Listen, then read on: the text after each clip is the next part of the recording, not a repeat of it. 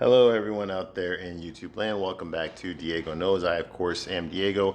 And today we're going to continue to talk about Dirty Dancing. That's right, Dirty Dancing, that lovely dance, romantic, musical piece of shit from 1987. Okay, yeah, I called it a piece of shit. And the movie, it's not the worst movie ever made, far from it. There's a lot of talented stuff in there. The leads are very talented. I mean, Patrick Swayze is an incredible dancer. Jennifer Grey did a great job playing her character. Baby Houseman. Okay, but the romance story is just not realistic. Okay, it's very contrived. Okay, it's very contrived. You can see that. You can see the puppet master pulling the strings. Okay, in a good movie, you're not supposed to see that stuff. You can clearly see how they did it here, what they're trying to go for. If it had been more organic, okay, then it would have been more believable. But it's not. Okay, and I gotta say, Patrick Swayze's acting is just not very good in this movie. It really isn't. Okay, he's basically saying whatever the fuck whatever was in the script. Okay, he's not really he's not really adding anything to it, or I think he was basically just told to read these lines, and so he did it, and that's how it came across. Okay, if I had been acting in this movie, and if I had some of the dialogue that he had in this movie, in the context of the scene, I would have started laughing. What the fuck? And we'll get to that though, okay? But that takes away from the movie. It really does, okay? The story's just too contrived. This is fan fiction. This is some horny fucking teenage girl. Yeah, they said she's 17 because they had to. Okay, come on. Honestly, this girl's like 15 or 16 years old. Okay, this is her sexual awakening. Now, I don't think she's a virgin, but it's probably the first time she ever like fucking had an orgasm or something, or ever been in love. You could say, all right, would have been this. Okay, and there's no way in fucking hell you're gonna tell me she's 17. Okay, they had to say that. For legal reasons, okay? They couldn't have a romance between a 15 or a 16-year-old and a fucking 25-year-old who's really played by a 35-year-old. Okay, you can't have that. So that's why they did it, okay? The woman that wrote this, Eleanor Bergstein, this is basically what happened to her. She romanticized her childhood when her dad used to take her to the fucking Catskill Mountains every summer because she's from a rich Jewish family, and that's what they did back in the early '60s, okay? And so she basically wrote a story about that, okay? About how she learned to dance. She was a mambo queen in real life at the Grossinger Catskill Estates back in the late '50s, early '60s. And she fucked a lot of guys that were there, and she wrote a movie about it. A romantic movie about it. Yeah, it sounds very romantic, doesn't it? Okay, so yeah, the problem is, they added a bunch of songs from 1987 in there, which takes you away. I'm sorry, it takes you away. It takes you away. If they kept it just the early '60s songs, the late '50s, that would have been fine. There's a shitload of great music in there from that era that they did use it in here, but they also mixed it in with shit. Synthesizers weren't invented in 1963. Okay, there was no techno stuff back then. Okay, there was no electronic music back then. Okay, so when they go into the '80s songs, it's just like, oh, come on, come on. Yes, those songs were good, but it's it breaks the spell. It breaks the verisimilitude that you need to have when you want your movie taken seriously. Okay, you need to have some verisimilitude. It needs to appear like it could really happen to you. Okay, that's the whole allure of these rom-coms and these chick flicks, is that this could happen to you. Just like it happened to her. You see what I mean? And this is just bullshit. This shit belongs on the fucking Sci-Fi Channel. This isn't a fucking romantic movie. It's bullshit. It's like Star Trek is more romantic than this. That's more believable too. But anyway, so what I'm going to do here is I'm going to give you a straight man's point of view. I'm going to talk to you about what I really think about Dirty Dancing, what a real straight guy thinks about this movie. Because let's face it, ladies, who the fuck told you the truth? Nobody did. Nobody did, okay? You think your gay friend's going to tell you the truth about this movie? You think your girlfriend's going to tell you? Fuck no, I'm going to tell you the fucking truth. I got nothing to gain by lying to you. Okay, I'm going to give you a straight man's point of view. You're going to get it straight up, baby, with no lube. No lube. The real question you need to ask yourself is, can you handle it? Can you handle the truth? Because I don't think you can. I know you can't. I know you can't. All right, so let's continue here. This is part 6. Okay, I'm going to take as many videos as it takes to dissect this entire fucking movie, scene by scene. And I'm going to tell you some stuff you probably didn't know as well. Okay, moving right along. So where we left off last time is a Baby Hausman, Frances Baby Hausman. Everyone calls her Baby. All right, she's a 17-year-old girl on vacation in the Catskill Mountains at the Kellerman Estates. That her dad, Jake Hausman, her dad, is a doctor, and she's got an older sister, Lisa. Okay, and they're vacationing there. Okay, Jake's best friend is Max Kellerman, the owner of the estates, and Max Kellerman's grandson is the little Weasley hotel manager that runs around telling people what to do, and trying to hit on the fucking girls that are there. All right. So she's there, okay, and she notices all the poor people that work there, the blue-collar, non-Jewish people, okay, that are there. Okay, they like to go to this clubhouse, and they like to listen to rock and roll, which was like dirty music back then. Hey, the Beatles hadn't even shown up yet, okay? Listening to rock and roll, which was like black music, you can consider it back then, and drinking and smoking cigarettes and all this shit that fucking 17-year-olds aren't supposed to be doing when they come from rich upper-class Jewish families, right? So she goes over there and she likes it. She gets turned on by all this stuff. She gets turned on by Johnny Castle. Yeah, that's his real name. I'm sure it is, right? Anyway, he's a 35-year-old fucking, no, sorry. He's a 25-year-old dancer who works there, blue-collar guy who works there, played by 35-year-old Patrick Swayze.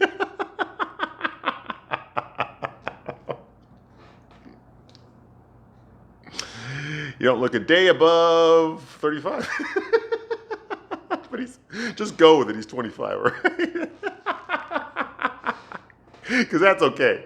17 and 25, that's okay. Okay, but 17 and 35-year-old, oh, that's way too old. But, Jennifer Grey looks 17, even though she's really 26 in real life when she filmed this movie.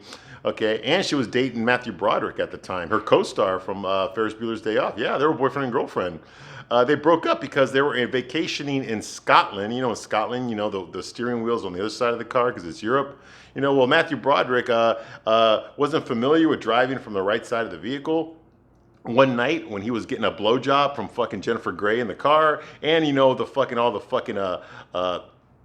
goddamn, McAllen and Glenn Morangi that were drinking that night probably didn't help either. He smashed head first into another vehicle. Okay, he was unharmed. Jennifer Grey was unharmed, but unfortunately, the people that were in the other car died. Yeah, this really fucking happened. Ferris Bueller killed somebody in a car accident, but because because of his fame and his money and shit, he managed to get off with like a probation or some shit like that, and then he immediately fled to America, back home to New York where he was living, and nothing really happened to him after that. He still got some acting gigs and stuff, and this was very suppressed in the media. They didn't really cover this very much. You really had to do your digging to find out what actually happened. But after that car accident where Ferris Bueller, Matthew Broderick, yes, Sarah Jessica Parker's husband, killed a man. I think it was a woman. Actually, he killed a woman. He killed a woman in that car. And after that, Jennifer Grey and him broke up. Yeah. Well, she was, I'm sure she feels a little bit of guilt herself, what the fuck? You're giving Ferris Bueller a fucking blowjob when you're both fucking drunk and you're driving in fucking Scotland. Okay, what the fuck, man? Anyway, moving right along, that really did happen, okay? But at this time, she was dating him, okay? They were boyfriend and girlfriend. Yeah, she played his sister in Ferris Bueller's Day Off, but, they weren't really brother and sister in real life. Okay, so in this movie, Baby Hausman, okay, she goes in there. She found out that one of the dancers that works there with Johnny, her name is Penny, she's pregnant. Johnny says it's not his, bull fucking shit. It's either his or it could be Bobby Gould, the fucking piece of shit, asshole, stuck-up Jewish waiter who's really a fucking med school student at Yale. He's just working there at a summer job to fuck the women. And he's rich, he's loaded, he can pay for the abortion, but he ain't going to. He says it's not his. Okay, and do we know for sure it is? Penny says it's his, but earlier in the movie, Penny was getting eaten out by Johnny in the middle of the fucking dance floor, and the way they're dancing together, I can understand they're putting on a sexy show for the guests at the hotel, but when it's just them having fun and they put on a sexy show, come on, dude, that's because they want to. Okay, there's no way in hell you're gonna tell me she ain't still fucking him. Okay, but because this side character Billy, okay, whose only purpose in this movie is to give fucking Baby information that she has no fucking business knowing, and we don't know why. He doesn't really seem attracted to her. Okay, but he keeps giving giving her all this information that she has no fucking reason, no reason to know. Okay, because of him, she finds out that Johnny's actually not dating Penny anymore. They dated when they were kids. Okay, so that means that she's got a chance. So she injects herself into the drama. She injects herself into these relationships with these poor, broke people that work there. Okay, we find out that Penny is pregnant by Bobby. Bobby refuses to pay for the abortion, much less accept it's his. Johnny offers to pay for it, but he doesn't have enough money. Well, guess what? Baby comes from a rich family. Her dad's a surgeon in New York, so she runs to her dad and asks her dad for money. $250, which is the equivalent in 2023 of $2,500. And her dad says, "Is there something illegal? Are you in trouble?" You know, that kind of shit. She said, "No, I just need $250." He's like, "Okay, I'll get to you this afternoon." Just like that. No real serious questions asked. So that happens. Okay, she gets the money and she offers to give the money to Penny. Okay, she goes to the club again where everyone's fucking dirty dancing again, and she goes over there because she knows goddamn well that when Johnny said that's not his kid, he meant it. That's not his kid. He did not sleep with her. He did not get her pregnant. So when she walks in there dressed all provocatively, she's wearing tight shorts now and sleeveless shirts now.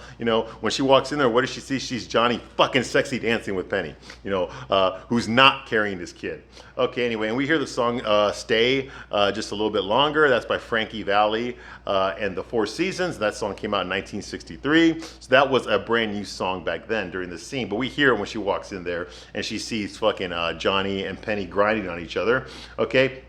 Baby has an envelope there with $250. She offers it to fucking Penny. Now, Billy said that he knew a doctor that can perform an abortion, but he can only do it on Thursday night. Okay, Thursday night. Now Penny and Johnny have a show to do on Thursday night. They have to go to a hotel. Another hotel is about 20 minutes away from the estates where they're working at right now, and they have to do a Mambo show. Okay, they have to do that. If they don't, they're going to lose the contract with that hotel for this year and next year. Okay, so there's no way Penny can have her abortion on Thursday. Okay. So Johnny, but she offers Penny the money. She says, "No, I can't take it." And Johnny makes a little crack. He's like, yeah, look at her, man. Must be a real saint to ask your daddy for the money, which is true. That's what Baby does, okay? She puts herself in these situations that are way above her head, that are none of her fucking business. And when things go sideways, what does she do? She runs to Daddy. She doesn't tell Daddy anything about what's really going on. She lies to him. She keeps him in the fucking dark. She has her sister cover for her. And she covers for her sister too, and her sister wants to go fucking fuck Elliot Gould in the fucking golf course too. Okay, although she did change her mind at the last minute. Okay, that's what they do. They keep their dad in the dark about all this kind of shit. Okay, and he doesn't question her. He doesn't question her. Well, you need $250? Yeah, no problem. He doesn't ask her what it's for. He doesn't say no. He doesn't nothing. He's not even involved in her life. She's supposed to be a daddy's girl, and he's not involved. He volunteers her for shit that without asking her if she wants to do it. I mean, it's just like, what the fuck? And she's like, and she worships him. She worships her daddy. It's kind of hard to believe. I mean, I know her daddy's there to bail her out of situations. I get that. In a way, that's what parents are supposed to do. But the fact that he's he's nowhere. What do you call it? He's not suspicious at all of what Baby's doing when he's not around at this fucking estate, okay? He knows that the guys that work there are just there to fuck the girls. He knows that. How does he know that? Because Max, the owner, his best friend, told him that. Okay, told him that. He told him all about the bungalow bunnies, okay? So he should know that his daughter is in danger, okay? His daughter's in danger, but he doesn't fucking seem concerned at all. It's bullshit. What kind of fucking dad is this? He's more concerned about his golf game. Like, what the fuck? Anyway. Yeah, but anyway, just go with it, right? Just fucking go with it. All right, so that's going on here. It turns out that, like I said earlier, okay, the abortion's got to happen on a Thursday. She's got a show to do with Johnny on a Thursday. Okay, so they can't do it. And then Billy, of course, because this is what Billy does in the movie, like I said, Billy volunteers Baby to do the show at the hotel with Johnny on Thursday. That way Penny can have her abortion. And Johnny's like, no. And actually, Baby actually says, hey, I don't know how to dance. I don't really dance. Okay, I don't know how to do that. Okay, and Johnny's like, oh, come on. She said herself, she can't even dance. Come on, she ain't gonna be able to do it. Well, it turns out that there's absolutely nobody in this whole fucking working class group of dancers that work there. There is not one single person who can fill in for Penny that actually knows how to fucking dance. Okay, everyone is already committed to something else. That means if someone gets sick, someone gets injured, if someone has to have an abortion, and they can't make it, okay, then everyone loses their jobs. Okay, like just like that. That's it. There's no backup plan, no plan C, no understudy, no nothing. Okay? They are royally fucked. Completely. Okay? There's no backup plan at all, okay? And we're supposed to believe that, okay? Now, Johnny has made a big emphasis so far in this movie that they need this job. They can't afford to lose this job. He says that about the show they got to do at the hotel. He's like, hey, if we don't make it to that show, they're not going to hire us for next year. Not only are we not going to get paid for this year, they're not going to hire us for next year. Okay? We cannot afford to lose that money. Okay? But yet, if it's that important to you, why don't you have anyone who can fucking fill in at a moment's notice, just in case something like this happens? They don't have anybody. Get the fuck. His excuse is everybody works here. Yeah, no fucking shit. And there should be somebody working to take someone's spot in case someone gets hurt. I mean, fucking, you could never do a Broadway show without an understudy. You would never do that. What happens if the star gets sick? What happens if they get injured? You know, the show's still got to go on. But they have no backup plan. They have no plan B. You see, it's bullshit. Who the fuck arranged this working relationship here? This is stupid. Why would a hotel hire a group of dancers that has no fucking backup dancer just in case? You see what I mean? It's bullshit. It's just an excuse to get Baby in there, okay? Same thing with Billy. He's just an excuse to volunteer. He volunteers Baby in there so that Baby can have something to do in this fucking movie. Because if Billy does not open his mouth, then Baby ain't got shit to do. She's gonna go walk back to her fucking bungalow and fucking jerk off to fucking Johnny, okay? That's all she's gonna do for the rest of the fucking movie. That probably might be a more entertaining movie, honestly. Just keep the soundtrack there and I'd watch it, but that ain't gonna happen, okay? Because the Baby's gotta fall in love. You know, she's already in love with this guy. Get the fuck out of here. She's already in lust with this guy. All right. So the movie's got to bend around to her. Like I said, this was written by a horny fucking 13-year-old who was playing with herself and listening to fucking rock and roll. Anyway, so that's going on here. Okay. And so like I said, they can't miss their job. Okay. Billy suggests the Baby step in for Penny so Penny can have the abortion that Baby's paying for. Of course. The mambo dance on Thursday. Okay. You know, so all that's going on, okay? And Johnny's, like I said, Johnny's like, no, she can't do it. I was just joking when I said she should do it. She can't do it. You said it herself. She doesn't know how to mambo. She doesn't know how to fucking dance. And he says, Baby can't do it. And now Penny says, oh, come on, Johnny, you're the best dancer here. You can lead anybody. You can teach her the steps. You know how to do it. You can teach her how to do it. You know, so now she changed her mind. Now she wants the abortion. She wants that $250. Once Billy mentioned Baby, yep, that's it. Yep, okay. I'll take the money after all. You can teach her. Come on. You can teach anybody. You can lead anybody. And Johnny says, no, Baby can't do it. She can't do it. And when he says that, Baby's just like,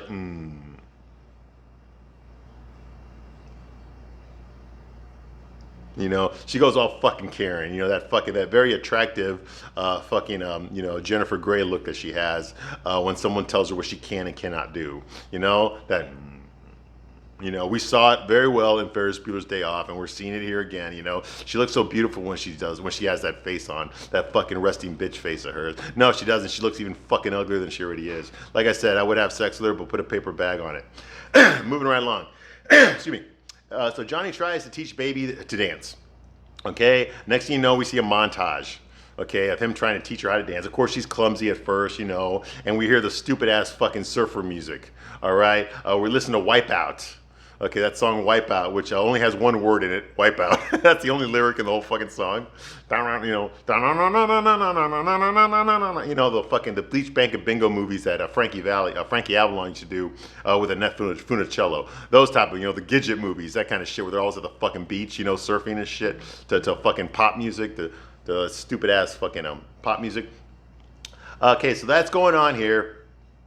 Okay, the surfer montage music, Wipeout by the Safaris. Yeah, the Safaris made that song in 1963, so that would have been a brand new song at the time. Okay, and of course, Jennifer Grey, Baby, she gets all crazy, practicing the steps. She's practicing the steps when there's no one around. There's a bridge right there. Now, this bridge is very symbolic in the movie, okay? It's this wooden bridge, a tiny wooden bridge that connects the estates from the poor people's bungalow where the clubhouse is. The clubhouse, that's where the poor blue-collar staffers that work at the hotel, the non-Jewish people that work at the hotel, that's where they live. Okay, that's where they party, that's where they do all their shit, okay? Across the bridge is the estates. That's where all the rich Jewish families are. That's where they're staying. Okay, even the rich Jewish waiters that work at the restaurant in there, they're all staying there as well, okay? So There's a big sign there that says that those guests, those rich people, okay, do not cross that bridge to go into the poor people staffers area, and vice versa. Okay, the staffers, okay, are not allowed to cross that little bridge to go into the rich area. They're only allowed to go there when they're working. Okay, they're not allowed to socialize with the guests. They're not allowed to socialize to date any of the guests, even though they do. Okay, if they get paid for it, like Johnny, he's a fucking gigolo. He's fucking the bungalow bunnies over there. Okay, but they're not supposed to. Okay, that's the rules. But of course, those are Max Kellerman's rules. But of course, everybody breaks them. All right. So that's going on here. Okay, so there's that bridge, very symbolic. People are always crossing over it back and forth, especially Baby. Well, in this scene, while we're hearing Wipeout by the Safaris, Baby's practicing her shit, and she's doing. She's shaking her ass and shit, by herself. Hey, we've all done it, right? Okay, so she's doing. All this fucking shit while you're hearing the surfer music, Can you imagine what she must have been listening to in real life when there was no music and the director just told her to fucking dance? She's acting like some prima donna, like some fucking dancing queen fucking from ABBA and all that shit, She goes crazy on that bridge, trying to go-go dance, and she's just... Like, she does all fucking that crazy ass shit, man. Obviously she's getting turned on here. She's really getting into it, okay? But like I said, she has no really business being there, but she's there, so fuck it, okay? This is her experience. This movie's about her coming of age. Emphasis on the coming part, all right? This is the opening of the flower. The bud is bloomed, okay? Niagara Falls, the legs have opened, if you know what I mean, all right? That's what this movie's fucking about, all right? So anyway, he does the whole, one of the things that Patrick Swayze does to seduce women in this movie is when he's teaching them how to dance. He's really teaching them how to get laid, okay? Because he uses the stupid ass shit that a lot of guys do. I've done it myself, okay? Where he tells her, okay, listen, okay? It's not just about the steps, okay? It's about the feeling. It's about the motion. It's about the heartbeat. And he takes her hand, puts it on her heart. See, you feel that? Heartbeat. That's how you gotta move. Just like that. Here. Right down there. And see what I mean? That's basically how he does it. And that's what he's doing here, okay? It's a feeling, okay? He puts his hand on his chest. He puts her hand on his chest, okay? She gets all turned on, okay? And you can tell she starts dressing more provocatively. So now the flower is coming out, okay? She starts wearing fucking leotards and tights, okay? She's not wearing her big skirt and her fucking big sweater anymore, okay? She's wearing like leotards, she's wearing tights, okay? And there's even a couple of scenes there where Penny is actually helping her do those steps. Fucking Johnny's trying to lead her, and she's very nervously trying to do the twists and the steps herself. And Penny's behind her, grabbing her hips, showing her how to move them during the dance, that kind of shit. All right. And Penny's also wearing a leotard. All right. So that's going on here, and then we start hearing a new song. Okay, a modern song. This is what I'm talking about. When you put modern songs into a movie that's supposed to take place in the past, it's kind of jarring. Okay, and that's what's happening here. Okay, so we start hearing Hungry Eyes. Okay, Hungry Eyes from fucking 1987. That song was sang by one-hit wonder Eric Carmen. Okay. And like I said, Baby's dressed more provocative now. We can see her thighs. We can see the shape of her legs. She's got nice legs. She's got a nice ass. No tits, but oh well. She's got a nice stomach. She's obviously she's in shape. She's got a great body.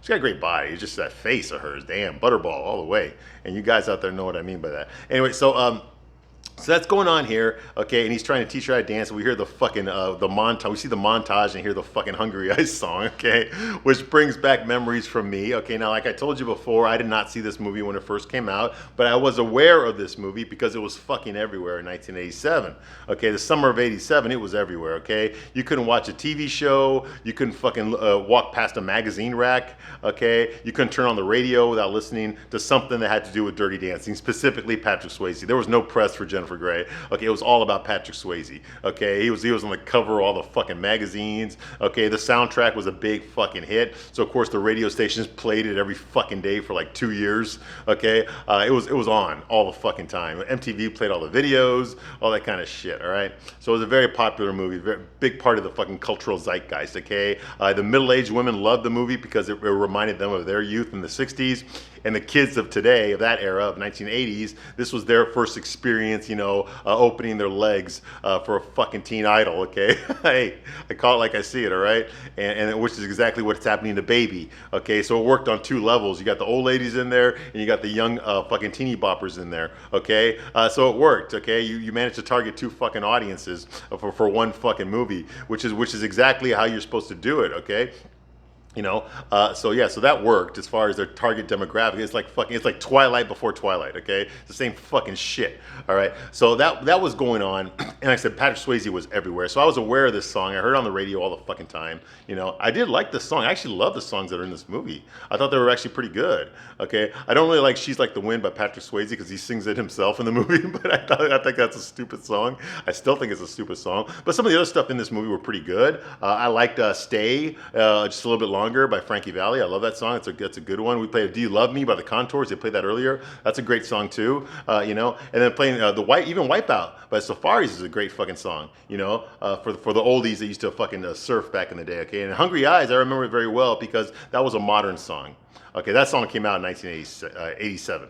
Okay, specifically for this movie's soundtrack, all right? And I remember listening to it on the radio, and I liked it a lot. Like I said, I had not seen Dirty Dancing yet. I wouldn't see that for another year on cable, okay? But I remember that this song on the radio all the time, and I really liked it a lot. And specifically, I remember a girl. Yes, I remember a girl. I don't remember her name, though. Nothing happened, but I remember I had a crush on her, and she used to stand there after school, I guess waiting for her parents to pick her up, because I think I was like 13 or something, at 12 or 13 at the time, and I just remember she used to stand there not next to me, but a little bit away from me, and I would sit there like a little bit away from her, but it was every day after school, and I just thought she was the prettiest thing in the whole fucking world, Yeah, I was hitting puberty at this time, okay.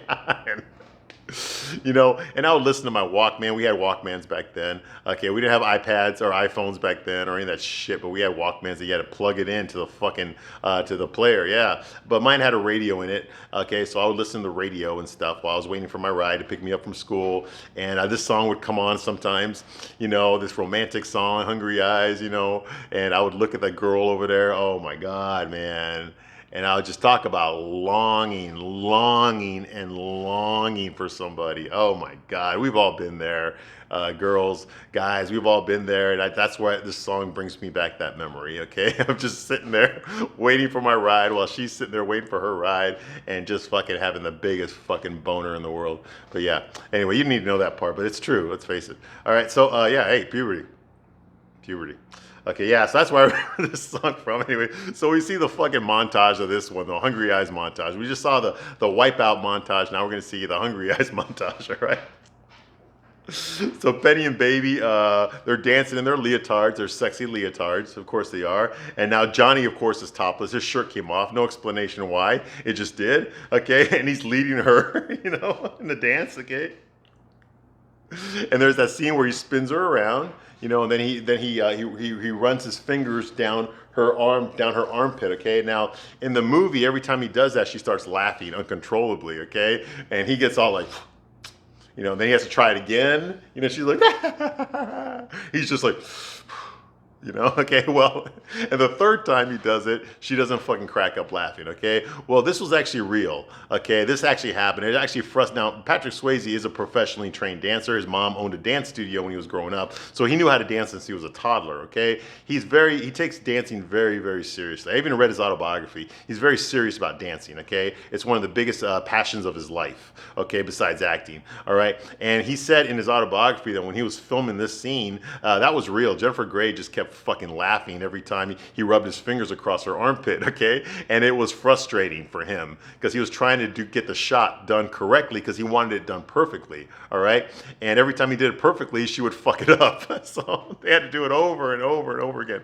So the frustration on Johnny's face when she keeps laughing is actually, it's not acting. It's really him breaking character. And because the director liked it so much, he decided to keep it in the movie. But he really was frustrated with Jennifer Grey in that scene, okay?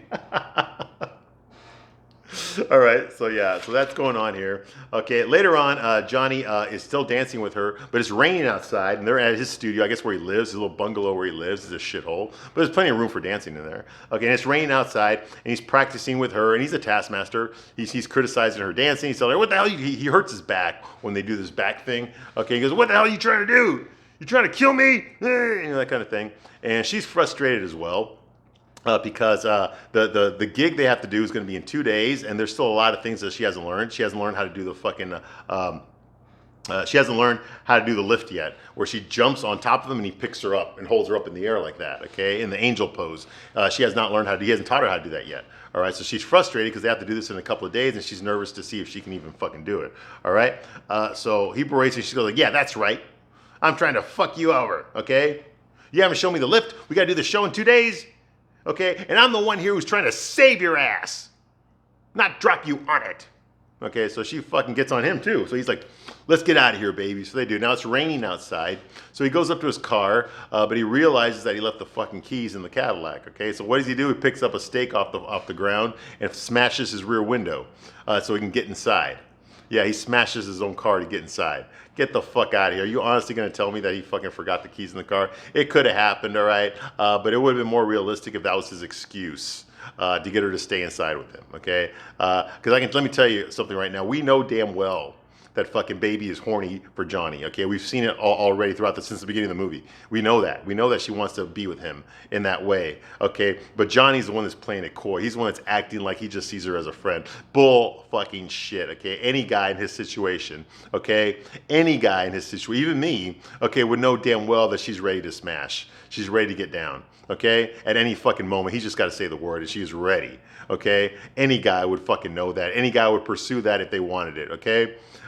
Now, I have said before, I would never have sex with a girl this young. If I was 34, I would not have sex with a girl this young. That's true, okay? But the difference is, it never would have gotten to this part.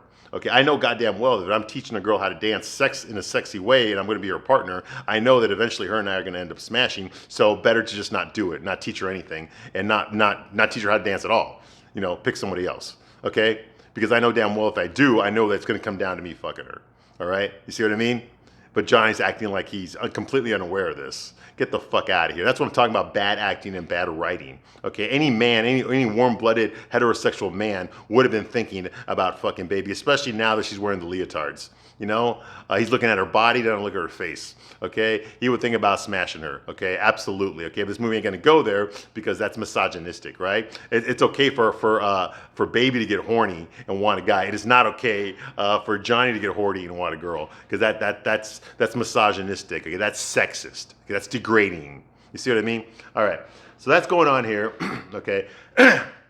So they get in the car, and baby cannot believe that Johnny just smashed the window of his own fucking car in the rain. You know, and she's like, "You're crazy, you're wild, you're wild." He's just like driving. Yeah, I know. You know, yeah. No. She ain't gonna do that because she knows what happened last time she did that. Anyway, so he decides to take her out to some fucking park. But when they get there, it's not raining anymore. It's actually sunny now. Yeah, so I guess that rain was just for that one scene. Because now they arrived at the fucking some meadow, okay, and it's fucking sunny. Okay, and he tries to teach her how to do the fucking lift there in the grass, in the field, okay, but she can't really do it yet, okay? She keeps fucking it up. So he tells her, the best way to, the best way to do it is to do it in the water, okay? So what they do is they go to this fucking riverbank, this little creek, and there's a big log there, and he stands on there, okay, barefoot, okay? He's wearing black. He's wearing a black wife beater and black pants, and he's barefoot, and he's on there trying to keep his balance on the log and there's baby sitting there dressed in all white. Get it? She's dressed completely in white, barefoot herself. He's dressed completely in black. Get it? He's corrupting her. You get it? They're meeting their way in the middle on the bridge. Okay, that's the symbolism in this scene. Okay, he's corrupting her, which means he's gonna fuck her. Absolutely, he's gonna inject himself in there, if you know what I mean. All right, I'm gonna stop my review right here, but I will continue shortly. And I thank you very much for watching this long, and I will see you soon on the next one. Bye.